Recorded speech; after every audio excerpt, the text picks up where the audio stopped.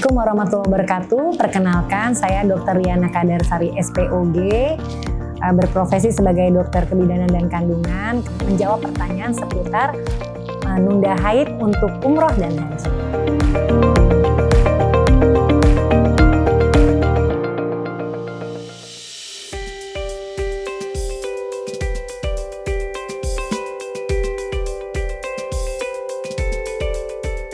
Sebetulnya cara menunda haid yang tujuannya untuk ibadah, baik untuk umroh maupun haji, yang sering kita pakai sehari-hari ada 3. Yang pertama menggunakan pil hormon kontrasepsi atau pil KB.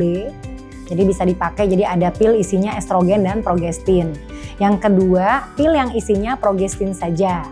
Ya, yang ketiga dengan suntikan. Tentu saja masing-masing ada keunggulan dan kerugian mungkin ya. Nah, yang sering kita pakai adalah yang sifatnya pil, baik pil KB maupun satu lagi pil yang isinya hanya hormon progestin saja. Kenapa suntik kurang populer? Karena satu, ya harus jauh-jauh hari, nggak bisa mepet-mepet, dari paling tidak 3-4 minggu sebelum perkiraan siklus. Dan biasanya efeknya lebih nggak nyaman karena satu disuntik, yang kedua bisa saja di awal-awal ada rasa spotting, perdarahan flek-flek walaupun bukan kategori haid.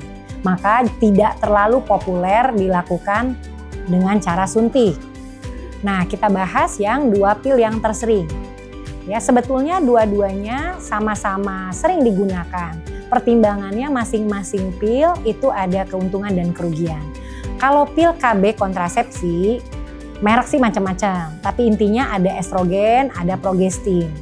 Keuntungannya biasanya dia untuk jangka panjang atau pasien yang haidnya nggak teratur lebih sering digunakan. Jadi dia bisa diminum sejak hari ke-5 haid ya. Kalau pil KB yang ada pil kosongnya tidak diminum, tapi langsung disambung ke pil berikutnya. Kalau pil yang nggak ada pil kosongnya jadi nyambung terus non-stop minumnya. Sampai kapan? Sampai ya selesai ibadahnya. Jadi biasanya akan muncul haid 3 hari setelah obat diberhentikan. Efek yang tidak nyaman adalah estrogen kadang-kadang pada beberapa pasien bikin kondisi pusing, mual ya. Nah, tapi efek yang lebih unggul pada pasien yang dengan pakai pil KB ini sebetulnya adalah minimal efek spotting atau flek-fleknya. Dan tadi buat pasien yang haidnya nggak teratur, itu lebih mudah dipakai. Yang kedua, pil yang isinya progestin saja. Ini lebih familiar ya, biasanya pada pasien yang misalnya haidnya teratur, itu sangat nyaman karena dia udah bisa memperkirakan kapan dia harus minum.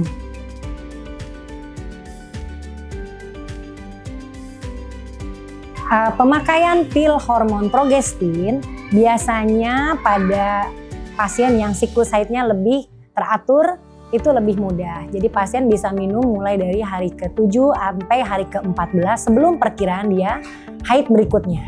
Cara minumnya tergantung dosis obat. Ada yang sekali sehari, ada yang 2 kali sehari. Ini diminum nggak boleh berhenti. Efek yang tersering dirasakan pada pasien yang memakai hormon progestin adalah spotting atau flek-flek. Kadang pasien merasa khawatir apakah flek ini haid. Sebetulnya flek ini bukan menstruasi, jadi jangan diberhentikan. Lanjutkan saja, bahkan kalau dirasa fleknya agak banyak, dosis bisa dinaikkan jadi 3 kali sehari. Setelah obatnya diberhentikan, haid akan normal kembali. Kalau keluhan lebih mual, biasanya nggak terlalu dominan pada orang yang memakai progestin dibanding pakai estrogen dan progestin atau pil KB. Jadi kadang-kadang lebih nyaman dipakai obat yang isinya progestin saja.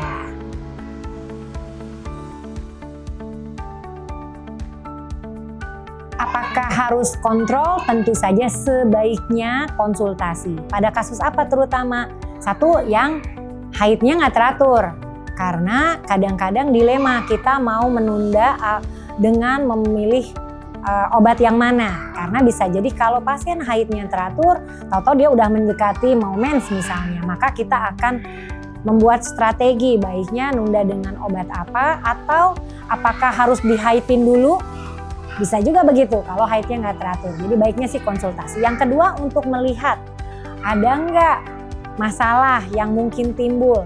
Contoh, kondisi kandungannya, ada nggak tumor, ada nggak kista. Apalagi kita mau memakai misalnya memilih dengan hormon estrogen misalnya. Yang ketiga, diskusi soal kondisi medisnya. Jadi pada pemberian pil KB ada estrogennya, harus berhati-hati pada pasien-pasien yang kondisi darah tinggi, punya kolesterol ya, riwayat tumor. Nah, makanya berarti penting dong untuk diskusi dulu dengan dokter kandunganmu. Ya, jadi kalau mungkin sudah pernah ngecek atau sudah pernah periksa lah, ya memang nggak selalu ya, apalagi kalau haidnya teratur bisa saja sih pasien tidak memeriksakan. Tapi terutama buat kasus-kasus tadi ada baiknya diperiksa dulu.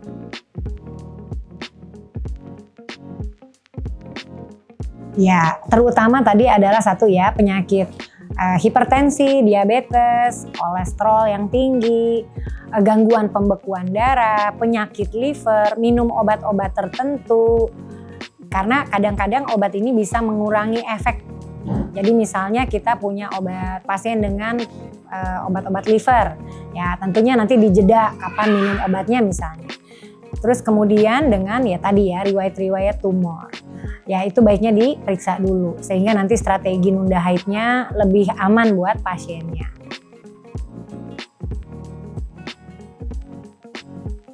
Nunda haid secara alami ya hamil. Mungkin itu saja jawabannya. Kalau ragu memakai obat-obatan, ada baiknya memang umroh itu direncanakan. Kecuali kasus haji ya, karena kalau haji memang kita nunggu kuota, kita udah daftar, toto dipanggil, berangkatnya kapan, kadang-kadang nggak selalu sesuai dengan fase haid kita. Nah kalau kamu mau merencanakan umroh, paling baik kalau apalagi kalau siklusnya teratur, pilihlah waktu kamu setelah menstruasi.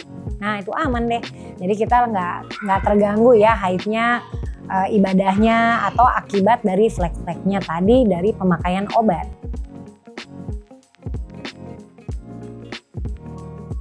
Kalau sebetulnya tadi kita sudah meminum dengan cara yang benar, artinya memang di waktu yang tepat. Terkadang pasien itu minum terlalu mepet, jadi sudah mau berangkat, mungkin kurang dari seminggu, dia udahlah minum aja.